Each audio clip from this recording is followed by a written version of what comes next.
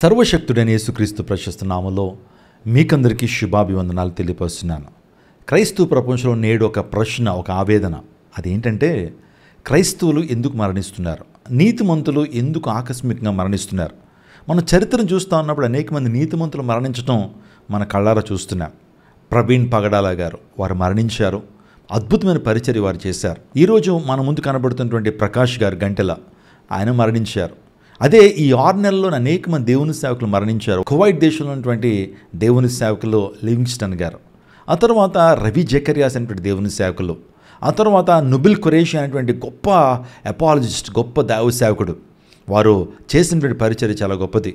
ఇంకా మన భారతదేశంలో హ్యారీ గోమ్స్ అనేటువంటి దేవుని సేవకులు, ఇలా చెప్పుకుంటూ పోతే చాలా లిస్ట్ మనం చూస్తున్నాం. రీసెంట్గా ఒక పాస్టర్ గారు వారి 2 కుమారులు కూడా నదిలో పడి చనిపోయినటువంటి సన్నివేశాన్ని, ఆ కథనాన్ని మనం విన్నాం.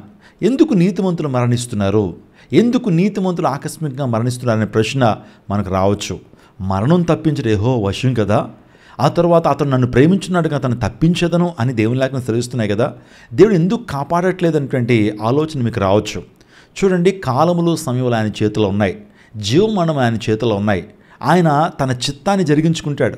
మరణం అనేది ఒక పిలుపు. దేవుడు తిరిగి రమ్మని ఆయన పిలుస్తున్నాడు.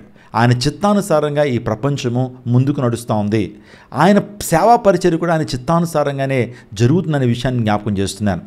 దేవుని యొక్క ఆలోచనలు ప్రత్యేకంగా ఉంటాయండి. మన ఆలోచనల కంటే దేవుని యొక్క ఆలోచనలు ప్రత్యేకమైనవి అనేటువంటి విషయాన్ని మీరు గమనించాలి. దేవాది దేవుడు కొంతమంది మరణం నుంచి తప్పించి ఆయన నామానికి ఆయన మహిమ తెచ్చుకుంటాడు. మరికొంతమంది జీవితాల్లో దేవుడే వారిని మరణానికి అప్పగించి ఆయన నామాన్ని మహింపరుచుకుంటాడు. అది ఎలా అని మీరు ఆలోచన చేస్తే, మీలో ఎంతమంది గ్రేమ్ స్టెయిన్స్ గారు తెలుసు? వాస్తవానికి ఆయన మరణించేంత వరకు ఆయన పేరేంటో మనకు తెలియదు, ఆయన చేసిన పరిచర్య ఏంటో తెలియదు. ఆయన కుష్ఠరోగుల మధ్య ఎటువంటి పరిచర్య చేశాడో, ఎన్ని ఆత్మలకు దీవెనకరంగా ఉన్నాడో, ఎంతమంది ప్రజలకి ఆయన ఆశీర్వాదకరంగా ఉన్నాడో చనిపోయేంత వరకు మనకు తెలియదు. ఆయన చనిపోయిన తర్వాత దేవుని నామం ఎంతగా మహింపరచబడిందో మనకు తెలుసు. ఆయన చనిపోయిన తర్వాత తన భార్య గ్లాడీస్ వచ్చి, అందరిని నేను మనసారా క్షమిస్తున్నాను, నాలో క్రీస్తున్నారు కాబట్టి క్రీస్తు ప్రేమ నేను ప్రకటిస్తున్నాను చెప్పినప్పుడు ప్రపంచం అంతా నివ్వెరపోయిందండి. అంటే ఆయన మరణము ద్వారా దేవుని నామానికి మహిమ వచ్చింది. అలాగే కొంతమంది దేవుని సేవకుల్ని దేవుడు తన రాజ్యానికి త్వరగా పిలుచుకుంటున్నాడంటే వారి పట్ల దేవునికి ఒక ప్రత్యేకమైన ప్రణాళిక ఉంది. వారిని బట్టి ఆయన నామం మహింపరచబడాలన్నది దేవునికి ఉద్దేశం. కొంతమందిని అయితే మరణం నుంచి తప్పిస్తాడు. నిజంగా మరణ పంచుల దాకా వెళ్ళిపోతున్న దేవుని సేవకుల్ని రక్షించినటువంటి వారిని ఎంతమందిని మనం చూస్తాం. దేవుని యొక్క ఆలోచనలు వేరు, మన ఆలోచనలు వేరు. ఇప్పుడు నేను ప్రధానమైనటువంటి ప్రశ్న దగ్గరికి వస్తున్నాను. ఎందుకు నీతిమంతులు త్వరగా చనిపోతున్నారు, ఎందుకు నీతిమంతులు ఆకస్మికంగా మరణిస్తున్నారంటే దేవుని గ్రంథంలో దానికి సమాధానం ఉంది. మీరు గ్రంథాలు తెరిచినట్లయితే ప్రకటన గ్రంథము 6వ అధ్యాయము 11వ వచనాన్ని ఒకసారి చదువుదాం. తెల్లని వస్త్రం వారిలో ప్రతివానికి ఇవ్వబడెను, మరియు వారి వల్లనే చంపబో వారి సహదాసుల యొక్క సహోదరుల యొక్క లెక్క పూర్తయ్యే వరకు ఇంకా కొంచెము కాలము విశ్రమింపవలనని వారితో చెప్పెను. దేవుడికి ఆన్సర్ ఇస్తున్నాడండి. ఏంటి ఆన్సర్ అంటే, బలిపీఠం కింద నుండి హతసాక్షుల ఆత్మలు దేవుణ్ణి మొర్ర పెట్టుకుంటున్నాయి. సత్యస్వరూపి పరిశుద్ధుడా, ఎంతకాలం తీర్పు తెచ్చుకుండా ఉంటావయ్యా, త్వరగా తీర్పు తీర్చయ్యా, వేవేల సమూహంతో నువ్వు రాయ్యా, మా యొక్క ఆత్మలను నువ్వు చెరపట్టి తీసుకెళ్ళు అని దేవుణ్ణి కోరుకుంటుంటే దేవుడిచ్చిన ఆన్సర్, హతసాక్షుల లెక్కలో ఉన్నటువంటి వారిని సడన్గా నేను తీసుకుంటాను. ఆలోచన చేయండి. ఈరోజు ప్రవీణ్ పగడాల గారు కానివ్వండి, లేకపోతే ప్రకాష్ గంట్ల గారు కానీ, వీరు హతసాక్షుల లెక్కల్లో ఉన్నారు. ఎవరైతే దేవుని సేవకులు ఆకస్మికంగా మరణిస్తున్నారో, సడన్గా చనిపోతున్నారో, దేవుని లెక్కలో వారు ఉన్నారు, దేవునికి హతసాక్షుల లెక్కలో ఉన్నారు. అందును బట్టే వారు ఆకస్మికంగా మరణిస్తున్నారని దేవుని లేఖనం సెలవిస్తుంది. మీ యొక్క సందేహానికి నివృత్తి దొరికింది కదా. దేవుడు లిస్ట్లో వీరున్నారు, అందును బట్టి వారిని ఆకస్మికంగా తీసుకుంటున్నాడు అనేటువంటి సత్యాన్ని మీరు గమనించాలి. వారి మరణాలు దేవునికి మహిమార్థకరంగా ఉంటాయి. వారు మరణించిన ద్వారా దేవునికి మహిమ. వారి ప్లేసుల్లో దేవుడు అనేక మందిని లేపుకుంటాడు. వారి మరణం అనేక మందికి ఒక పాఠంగా ఉంటుంది. వారి మరణం ద్వారా దేవుని నామానికి మహిమ, ఆయన రాజ్యం విస్తరింప చేయబడుతుంది. అందును బట్టి కలవరపడొద్దు, మీ హృదయాన్ని కలవరపడనివ్వద్దు. దేవుడు తన చిత్తానుసారంగానే తన ప్రియుల్ని తన రాజ్యానికి తీసుకుంటున్నాడు. అది మొదటి అంశం. రెండవ కారణాన్ని మీ ముందుంచిపోతున్నాను. ఎందుకు నీతిమంతులు ఆకస్మికంగా మరణిస్తున్నారు? యెషయా గ్రంథం 57వ అధ్యాయం 1వ వచనం, నీతిమంతుడు నశించుడు చూచి ఎవరును దాన్ని మనసును పెట్టరు, భక్తులైన వారు తీసుకుని పోబడుచున్నారు, కీడు చూడకుండా నీతిమంతులు కొనిపోబడుచున్నారని ఎవనికి నీ తోచదు. చనిపోతున్నారు అని దేవుని లేఖనం చదివిస్తూ ఉంది. రాబోతున్న దినాలు చాలా భయంకరమైన దినాలు. అందుని బట్టి దేవాదేవుడు నీతిమంతుల్ని ఆయన తీసుకుంటున్నాడు. నీతిమంతులు భయంకరమైన దినాలు చూడకుండా, భయంకరమైన పరిస్థితుల్లో వారు ఉండకుండా దేవుడు ముందుగానే వారిని తీసుకుంటున్నాడని యెషయా ద్వారా దేవుడు మనతో మాట్లాడుతున్నాడు. నా ప్రియ దైవజనాంగమా, ఒకవేళ మన ప్రియులను పోగొట్టుకున్నప్పుడు, మన ఆత్మీయ బంధువులను పోగొట్టుకున్నప్పుడు, మన ఆత్మీయ సేవకులను పోగొట్టుకున్నప్పుడు మనలో చాలా వేదన ఉంటుంది, నిట్టూర్పు ఉంటుంది. ఎందుకు ఇలా జరిగిందయ్యా? నేను కొంతమంది సేవకులు చనిపోయిన తర్వాత రాత్రంతా నిద్ర పట్టేది కాదు. రాత్రంతా కూడా అదే గుర్తొస్తూ ఉండేది. ప్రభువా, వారు ఉంటే అనేక మందిని రక్షణలోకి నడిపించేవారు కదయ్యా, అగ్నిలోంచి లాగినట్టు అనేక మందిని వారు రక్షించేటువంటి వారు కదా, ఎందుకు తీసుకున్నావు అని రాత్రంతా దేవునితో పెనుగులాడేటువంటి అనుభవాలు నా జీవితంలో ఉన్నాయండి. కానీ దేవుడు నాకు బయలుపరిచిన అంశం ఏంటంటే, నా చిత్తానుసారంగానే నీతిమంతుని నేను తీసుకుని వెళ్తున్నాను, నా చిత్తానుసారంగానే పరిశుద్ధిని నేను తీసుకుని వెళ్తున్నాను. రానున్న దినాల్లో, భయంకరమైన దినాల్లో వారు ఉండకుండా వారి ఆత్మలను కాపాడుతూ నేను నా రాజ్యానికి తీసుకెళ్తున్నానని దేవుడు ఆన్సర్ చెప్పడం జరిగింది. ఒకవేళ మీ హృదయాలు కలవరపరచబడినట్లయితే, ఒకవేళ మీ గుండెలు చెదిరినటువంటి పరిస్థితులు ఉన్నట్లయితే, గుండె చెదను వాడిని బాగు చేసేటువంటి వాడు ఆయనే, మన గాయాలని కట్టేటువంటి వాడు ఆయనే. అవును, నిజంగా దేవుడు మనకు హృదయానికి కలిగినటువంటి గాయాన్ని ఆయన ఖచ్చితంగా కడతాడు. ఒకవేళ నీ భర్తను కోల్పోయావా, నీ భార్యను కోల్పోయావా, ఒకవేళ నీ బిడ్డను కోల్పోయావా, నీ సేవకుడిని కోల్పోయావా, నీ ఆత్మీయులు కోల్పోయావా, వారు నిజంగా ప్రభువునందు నిద్రిస్తే ఆ మరణము విలువైందని దేవుని లేఖనం సెలవిస్తూ ఉంది. అపోస్తలుడైన పౌలు తెస్సలోనిక సంఘానికి రాస్తూ, నిరీక్షణ నిద్రలోనే మీరు దుఃఖపడొద్దు అన్నాడు. దేవాదేవుడు యేసుక్రీస్తు ప్రభు వారు మరలా వారిని వెంటబెట్టుకుని వస్తాడు. నిద్రించిన వారు ఏమవుతారో అనేటువంటి విషయం దాచడం నాకు ఇష్టం లేదు. దేవుడు మరలా ఆయన ప్రధాన దూత శబ్దంతోనూ ఆర్భాటంతో ఈ లోకానికి వచ్చినప్పుడు మన ప్రియులను వెంటబెట్టుకుని వస్తాడు అనేటువంటి విషయాన్ని అపోస్తలుడైన పౌలు తెస్సలోనిక సంఘానికి రాస్తూ వచ్చాడు.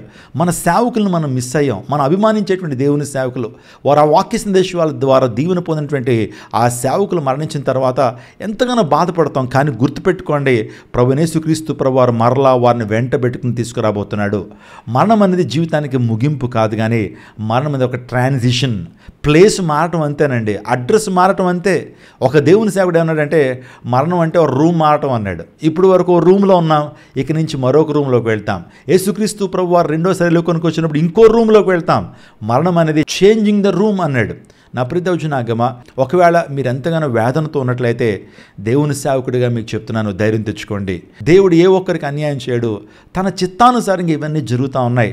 తన ఎటర్నల్ ప్లాన్లో, తన నిత్య ప్రణాళికలో ఇవన్నీ కూడా జరుగుతున్నటువంటి విషయాన్ని మీకు మరొకసారి నేను జ్ఞాపకం చేస్తున్నాను. ఇంకొక ప్రాముఖ్యమైన సత్యం ఏంటంటే, ఎవరైతే యేసుక్రీస్తు ప్రభువునందు వారు మరణిస్తారో, యేసు ప్రభువునందు విశ్వాసం ఉంచి నిజంగా వారి రక్షణ కాపాడుకుంటూ మరణించినటువంటి వారు ఎవరైతే ఉన్నారో, వారు మహిమ దేహాల్ని వారు కలిగి ఉండబోతున్నారు. ఫిలిప్పీయులకు రాసిన పత్రిక 1:23 క్రీస్తుతో కూడా వారు ఉందురని దేవుని లేఖనం సెలవిస్తూ ఉంది. మరణించగానే ఒక వ్యక్తి ఎవరి దగ్గరికి వెళ్తాడు? రక్షించబడిన వ్యక్తి, యేసు ప్రభువును విశ్వాసం ఉంచిన వ్యక్తి మరణించిన తర్వాత వారు క్రీస్తుతో ఉంటారు. క్రీస్తు మరలా వారిని వెంటబెట్టుకుని మరలా ర్యాప్చర్లో ఆయన మరలా తిరిగి వస్తాడని దేవుని లేఖనాలు స్పష్టంగా తెలియజేస్తున్నాయి. అందులో బట్టి నిరీక్షణ ఇతరులే మీరు దుఃఖపడద్దు, నిరీక్షణ ఇతరులే మీరు చింతించొద్దు.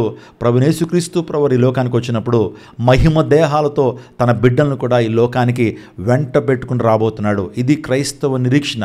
The basic hope of Christianity is an empty tomb, the basic hope of Christianity is a resurrection అన్నాడు ఒక దేవుని సేవకుడు. నిజమే, క్రైస్తవ యొక్క విశ్వాసానికి ఆలంబన ఖాళీ సమాధి. క్రైస్తవుని యొక్క విశ్వాసానికి నిరీక్షణకు ఆలంబన యేసుక్రీస్తు ప్రభు యొక్క పునరుత్థానము. ఆ పునరుత్థానమే జరగకపోతే యేసుక్రీస్తు ప్రభువే, ఓ మరణమా నీ విజయం ఎక్కడ, ఓ మరణమా నీ ముల్లెక్కడ అని మరణానికే సవాలు విసిరినటువంటి యేసుక్రీస్తు ప్రభు వారు పునరుత్థాన శక్తితో లేకపోయినట్లయితే మనకు కూడా పునరుత్థాన శక్తి ఉండేది కాదు. మరణానికి కూడా మనం భయపడేటువంటి వారు ఉంటాం. కానీ యేసుక్రీస్తు ప్రభు వారు మరణాన్ని తిరిగి జయించి మరణానికే మచ్చమంట్లు పుట్టించి మనకు అదే అనుభవాన్ని ఇస్తున్నాడు. మనం మరణించినా సరే క్రీస్తు ప్రభులో మరలా తిరిగి లేస్తాము, పునరుత్థాన శక్తిని మనం కలిగి ఉంటామని దేవుని లేఖనాలు స్పష్టంగా తెలియజేస్తున్నాయి. అందుని బట్టి చింతించొద్దు, బాధపడొద్దు, నిరీక్షణ కలిగి జీవిద్దాం. మరణం కూడా విజయమే అని దేవుని లేఖనం తెలుస్తుంది.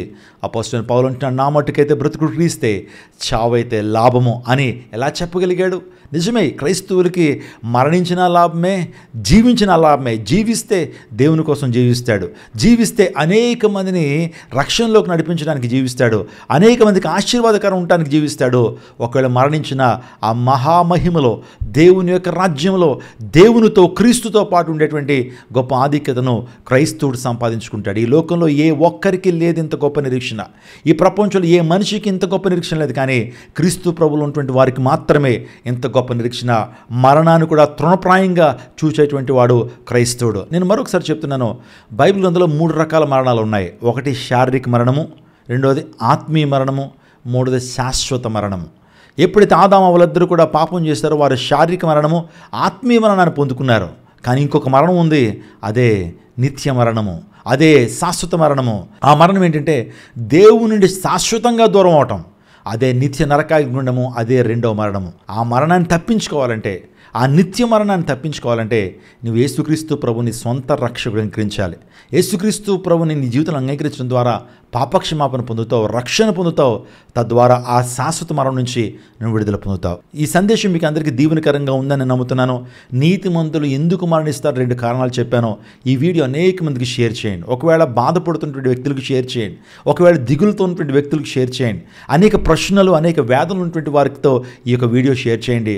వారికి కూడా మీరు ఆశీర్వాదకరంగా ఉండగలుగుతారు. దేవుడు మిమ్మల్ని దీవించి ఆశీర్వదించునుగాక. ఒకవేళ ఈ వీడియోస్ మీకు దీవెనకరంగా ఉన్నట్లయితే దయచేసి ఈ ఛానల్ సబ్స్క్రైబ్ చేసుకోండి, అనేక మందికి షేర్ చేయండి. దేవుని యొక్క రాజ్య విస్తరణలో మీరు కూడా పాలుభాగస్తులుగా ఉండండి. దేవుడు మిమ్మును మీ కుటుంబాన్ని దీవించి ఆశీర్వదించునుగాక. ఆమెన్.